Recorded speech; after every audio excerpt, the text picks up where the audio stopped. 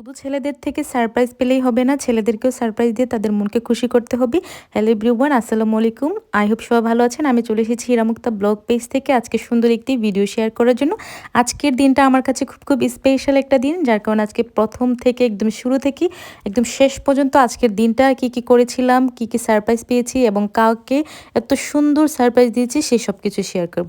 আজকে ফ্রেশ ট্রেশ হয়ে নাস্তা করে দেন হচ্ছে আমার কল আসলো, আমার পার্সেল আসছে। আজকে আমার দুইটা পার্সেল আসছিল, একটা সকালে একটা বিকেলে, দেন একসাথে শেয়ার করলাম। আর হচ্ছে এটাও আমার হচ্ছে গিফট। পরে হচ্ছে বাসায় হচ্ছে দুপুরের দিকে সুন্দর করে বাসাটাকে একটু অনেক দিন পর হচ্ছে যে বাসাটা একটু গুছগাছ করেছিলাম, কারণ যেহেতু আজকে একজন স্পেশাল মানুষের স্পেশাল একটা দিন, তাকে আমি সবসময়ই চেষ্টা করি সুন্দর করে একদম স্পেশাল কিছু ফিল করাতে। আর এই হচ্ছে তার শাশুড়ির থেকে, যেহেতু আজকে আপনাদের ভাইয়ার বার্থডে, আর সেই কারণে হচ্ছে তার শাশুড়ি তার বার্থডের দিন আমাদেরকে মজা রান্না করে খেয়েছিল। তবে তার শাশুড়ির সবসময় একটা বাহানা থাকে যে হচ্ছে তার মেয়ের জামাইকে খাওয়াইতে পারছিল না, আমরা সবাই খেয়েছি। পরের দিন হচ্ছে দুপুরে খাওয়া দাওয়ার পর আমার সন্ধ্যায় একটা লাইভ ছিল, লাইভে হচ্ছে আজকে অনেক সুন্দর সুন্দর বোরখার কালেকশন ছিল। আর প্রত্যেকটা কালেকশন কিন্তু মারাত্মক সুন্দর ছিল। আর তার সাথে 15% ডিসকাউন্ট। এই বোরখাগুলো পেয়ে যাবেন হীরামুক্তা দুবাই বোরখা ফ্যাশন পেজে।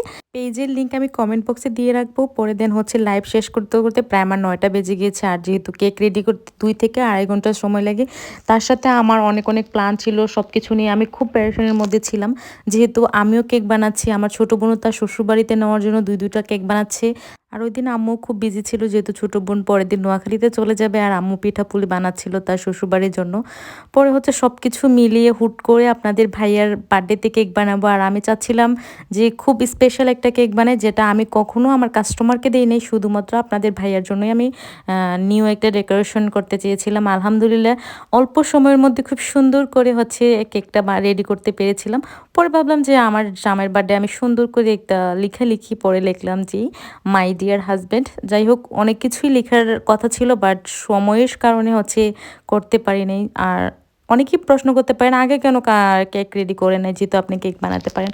আসলে খুব বিজি ছিলাম কয়েকটা দিন কাজের কারণে। পরে হচ্ছে কিছু ডেকোরেশন করার জন্য ছোট্ট করে আমার রুমের মধ্যে বেডের মধ্যে সুন্দর করে একটু ডেকোরেশন করছিলাম, যেহেতু একটু স্পেশাল মানুষের বার্থডে। আর তার বার্থডেতে সবসময় আমি খুব আগ্রহ নিয়ে থাকি যে তার বার্থডেতে আমি কিভাবে তাকে সারপ্রাইজ দেব। যেহেতু সে অনেক দূরে থাকে, আর প্রবাসীদের দূরে থাকার কষ্টটা শুধু একজন প্রবাসীই জানে। আসলে তারপরও হচ্ছে চাই আমি সে যতই দূরে থাকুক না কেন, তাকে দূর থেকে একটু স্পেশাল ফিল করাতে। আসলে যদিও সে ওই দিন ভিডিও কল দেওয়ারও তখন সময় ছিল না, যাকে আমি ভিডিও করে রেখেছিলাম তাকে পাঠিয়েছি, সে অনেক বেশি খুশি হয়েছিল। যাই হোক, পরে হচ্ছে এই হচ্ছে আপনাদের ভাইয়ার থেকে আমাদেরকে ট্রিট দিয়েছিল। পরে দিন আমরা রাতেই খাবার বাহির থেকে অর্ডার দিয়ে এনেছিলাম। যাই হোক, খাবারের টেস্টটা অনেক বেশি মজার ইয়ামি ছিল। থ্যাংক ইউ সো মাচ আমাদেরকে এত মজা ট্রিট দেওয়ার জন্য। তার সাথে আমার জামাইয়ের বার্থডে উপলক্ষে আমাকে অনেক কিছুই গিফট করেছিল।